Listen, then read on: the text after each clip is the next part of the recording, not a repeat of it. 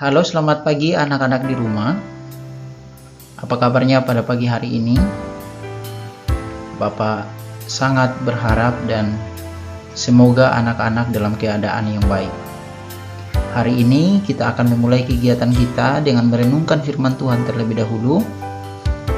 Semoga setiap firman yang setiap hari kita dengar boleh menuntun kita agar bisa terus bertumbuh semakin hari, semakin taat kepada Tuhan, dan semakin hari juga kita bisa menjadi pelaku kebenaran firman Tuhan. Silakan anak-anak mempersiapkan diri, persiapkan juga Alkitabnya, dan anak-anak buka dulu firman Tuhan yang akan kita baca dan kita renungkan bersama pada pagi hari ini dari Amsal pasal 2 ayat 4 sampai ayat 5. Sebelum kita akan membaca firman Tuhan yang sudah kita persiapkan, Bapak ajak anak-anak untuk kita berdoa terlebih dahulu. Mari kita berdoa. Tuhan Yesus, kami mengucap syukur untuk pagi hari ini. Kami boleh bangun dengan sukacita. Kami bersyukur untuk apa yang sudah Tuhan lakukan di dalam kehidupan kami, terkhususnya ketika kami masih bisa bernapas hingga saat ini. Kami berdoa kepada Tuhan, ketika kami akan membaca firman Tuhan, kami sadar bahwa kami tidak mampu untuk mengerti firman Tuhan dengan tepat. Tetapi kami yakin bahwa Roh Kudus akan memimpin kami agar firman yang kami baca akan kami pahami dan kami lakukan di dalam kehidupan kami sehari-hari. Ampuni kami Tuhan, karena hanya di dalam nama Tuhan Yesus Kristus, Tuhan yang sudah menebus dan menyelamatkan kami dari dosa-dosa kami sudah berdoa dan mengucap syukur. Amin. Silakan anak-anak pause dulu video ini, kemudian anak-anak membaca firman Tuhan yang sudah Bapak berikan tadi dari Amsal pasal 2 ayat 4 sampai 5. Baik, anak-anak sudah membaca, Bapak akan membacakan firman ini sekali lagi bagi kita semua. Amsal pasal 2 ayat 4 sampai ayat 5. Jikalau engkau mencarinya seperti mencari perak, dan mengejarnya seperti mengejar harta yang terpendam, maka engkau akan memperoleh pengertian tentang takut akan Tuhan dan mendapat pengenalan akan Allah. Demikian firman Tuhan. Hari ini Bapak sangat bersyukur karena kita akan belajar dari firman Tuhan ini, ya. Dan Bapak ingin memulainya dengan menjelaskan sesuatu yang sebenarnya kita lakukan di dalam kehidupan kita sehari-hari. Ya, tanpa kita sadari, anak-anak, ya, tubuh kita, ya, tubuh jasmani kita ini memerlukan, ya, kekuatan dari setiap makanan yang kita makan. Ya, kalau misalnya kita makan 3 kali sehari, ya, kita akan memiliki kekuatan untuk kita bisa beraktivitas dan melakukan kegiatan kita dengan penuh semangat, ya. Dan bisa terjadi jika kita tidak makan, maka tubuh kita pasti akan menjadi lemah dan tidak punya kekuatan, sehingga kita tidak mampu untuk berbuat apa-apa, ya. Jadi kita membutuhkan asupan makanan, ya, agar membuat tubuh kita bisa melakukan sesuatu dengan adanya energi, adanya kekuatan yang sudah kita peroleh dari makanan. Tetapi di sisi lain juga anak-anak, tidak hanya kita membutuhkan asupan yang kita butuhkan untuk tubuh kita secara jasmani, tetapi ternyata di dalam tubuh kita, di dalam jiwa kita juga membutuhkan asupan secara rohani. Pertanyaan bagi anak-anak pada pagi hari ini, sudahkah tubuh rohani atau tubuh kita di dalam jiwa kita mendapatkan makanan yang cukup? Ya, jadi selain kita membutuhkan energi dari makanan, ya, sebagai sumber kekuatan jasmani bagi tubuh kita, kita juga membutuhkan asupan gizi yang lain supaya bisa membuat pertumbuhan, ya, tubuh rohani kita itu menjadi lebih baik. Nah, asupan yang Bapak maksudkan adalah firman Tuhan yang kita baca dan kita renungkan setiap harinya. Itu yang menjadi makanan bagi tubuh rohani kita. Jika kita bisa memperhatikan ini secara rutin seperti kita makan 3 kali sehari, maka pastinya tubuh rohani kita ini akan bertumbuh dengan baik. Kita akan bertumbuh secara rohani, membuat kita semakin mengerti dan melakukan kebenaran firman Tuhan dengan baik. Tetapi apabila juga sebaliknya, jika kita mengabaikan kebutuhan tubuh rohani kita tidak memberikan asupan gizi yang cukup, melalui makanan yang tadi Bapak katakan, yaitu firman Tuhan, maka otomatis tubuh rohani kita juga tidak akan mengalami pertumbuhan seperti pertumbuhan secara fisik yang sudah Bapak jelaskan di awal tadi. Nah, oleh karena itu, kita juga membutuhkan asupan makanan untuk tubuh rohani kita melalui firman Tuhan. Kalau kita rajin membaca firman Tuhan, kita rajin merenungkan firman Tuhan setiap harinya, kita memperhatikan kebutuhan rohani kita setiap harinya melalui firman Tuhan, maka pastinya kehidupan rohani kita juga akan bertumbuh dengan baik, anak-anak. Ada sebuah survei yang baru Bapak baca 1 hari yang lalu tentang perilaku manusia atau kegiatan apa saja yang dilakukan oleh manusia selama pandemi COVID-19. Dan anak-anak bisa lihat di grafik yang Bapak tampilkan.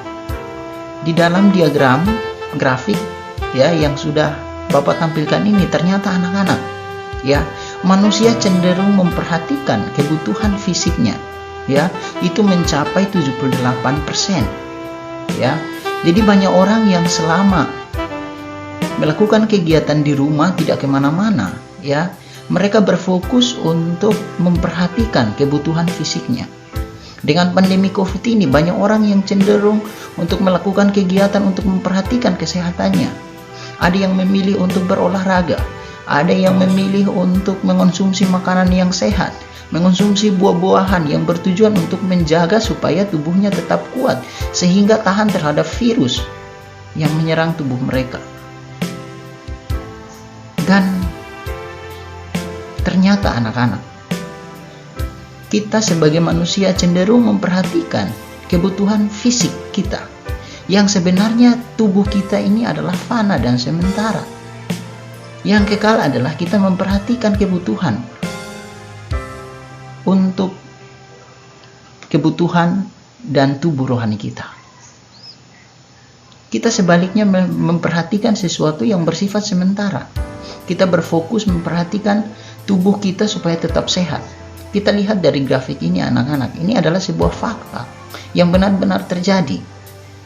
Manusia cenderung untuk memperhatikan kebutuhan fisiknya supaya dia tidak sakit atau tidak diserang oleh virus ini. Tetapi pertanyaannya, seberapa dari kita anak-anak yang memperhatikan kebutuhan rohani kita supaya dia juga tetap sehat seperti kebutuhan fisik kita, seperti tubuh fisik kita? Ini menjadi sebuah masalah yang besar. Jika kita tidak memperhatikan kebutuhan rohani kita dengan baik, maka dia seperti pertumbuhan yang ada di dalam makhluk hidup. Kalau makhluk hidup tidak mendapatkan asupan makanan yang cukup, maka dia akan mati, dia akan layu, misalnya tumbuhan dia akan layu dan kemudian dia bisa mati. Seperti tubuh kita sebagai manusia juga, kalau tidak ada makanan pasti dia akan lemah dan akan menyebabkan kita sakit, dan mungkin juga kita bisa meninggal seperti itu. Demikian halnya dengan kebutuhan rohani kita, anak-anak. Jika kita tidak memperhatikannya dengan baik, maka secara otomatis dia akan menjadi lemah, dan lama-lama tubuh jasmani kita, tubuh rohani kita juga akan mati seperti tubuh jasmani. Oleh karena itu, anak-anak, Bapak mau katakan bahwa sebagai orang yang percaya kepada Tuhan, seharusnya firman Tuhan itu yang menjadi sesuatu yang paling berharga dan bernilai di dalam hidup, lebih dari apapun yang kita punya, uang atau harta, kekayaan, kebutuhan fisik, dan lainnya. Itu adalah sesuatu yang sementara, yang seharusnya firman Tuhan menjadi yang paling utama, yang seharusnya menjadi sesuatu yang sebenarnya membawa kepada kehidupan yang kekal. Karena yang lainnya di dunia ini adalah sementara. Bapak punya uang 1 miliar tidak akan membawa Bapak ke surga. Tetapi kehidupan rohani yang setiap harinya bertumbuh, semakin mengenal Tuhan Yesus, itulah yang akan membawa kita kepada kehidupan yang kekal nanti. Oleh karena itu anak-anak, pertanyaan Bapak, berapa banyak waktu yang kita habiskan untuk membaca dan belajar firman Tuhan? Ada sebuah penelitian juga yang kemarin Bapak baca, bahwa ternyata kebanyakan dari penduduk dunia saat ini menghabiskan hampir 6 jam untuk melakukan kegiatan melalui media sosial, bermain handphone, dan melakukan kegiatan-kegiatan yang sebenarnya berkaitan dengan internet dan sebagainya. Tetapi hanya sedikit orang yang bisa menggunakan kebanyakan waktunya untuk merenungkan firman Tuhan. Banyak orang sekarang ketagihan bermain game, ketagihan bermain handphone dan sebagainya, dan akhirnya membawa kehidupan mereka dan membawa juga kehidupan rohani mereka semakin hari semakin kering, dan membuat pertumbuhannya semakin hari semakin lemah. Dan ada saatnya kebutuhan itu tidak tercukupi dan membuat tubuh rohani mereka akan mati. Nah, ini bahaya anak-anak. Mari kita renungkan sama-sama agar kita memiliki tubuh rohani yang kuat. Tubuh rohani yang kuat itu adalah tubuh yang mendapatkan asupan gizi yang cukup. Asupan gizi melalui apa? Melalui firman Tuhan yang kita baca. Pertanyaannya, berapa waktu yang anak-anak habiskan, termasuk Bapak, habiskan untuk membaca firman Tuhan setiap harinya? Jangan sampai kita hanya membaca firman Tuhan karena disuruh, atau hanya sekedar ketika kita masuk ke gereja.